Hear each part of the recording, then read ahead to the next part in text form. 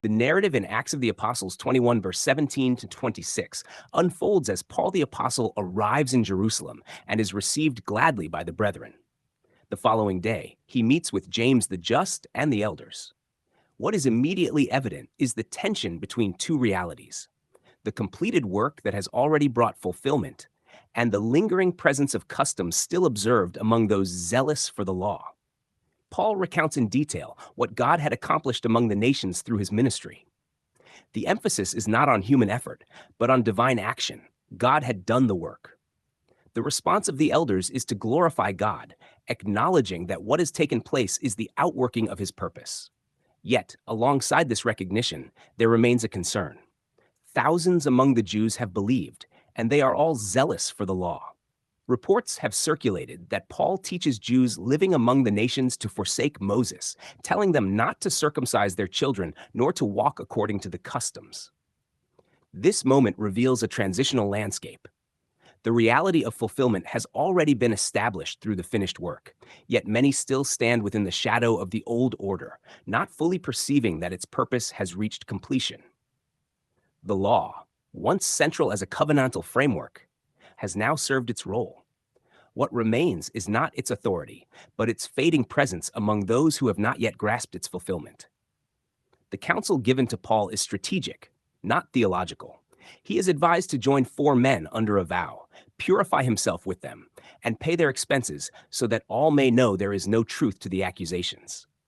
This act is not a return to obligation, nor a validation of the law's continuing authority, but a concession within a historical moment.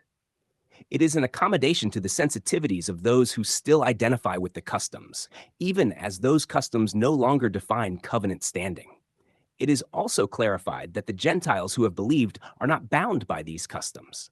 A letter had already been sent, requiring only that they abstain from things polluted by idols, from blood, from what is strangled, and from sexual immorality. Even this instruction reflects a temporary measure within a specific context, not an eternal system of regulation. The distinction between Jew and Gentile, once embedded in covenant structure, is dissolving as the new reality takes its place. Paul consents and participates in the purification rites. This action must be understood within its proper framework. It is not an indication that the law remains binding, but rather a reflection of the overlap between two ages: the old covenant age, which is passing away, and the new, which has already been established. The temple still stands at this point. The rituals are still practiced, but their significance has been emptied of covenantal necessity. The scene anticipates the imminent conclusion of that former order. The temple, the sacrifices, the vows, these are all part of a system that is nearing its end. Their continuation in practice does not imply their permanence in purpose. What is unfolding is the final stage of transition, where the visible structures of the old covenant persist briefly alongside the fully realized substance of the new. Thus, this passage captures a moment of convergence: the gospel fully accomplished, the law fully fulfilled, and yet the outward expressions of the former age still lingering until their appointed end. The actions of Paul are not a retreat into obligation, but a navigation through a historical threshold where fulfillment has already been secured, even as its full manifestation in the visible world is about to be revealed.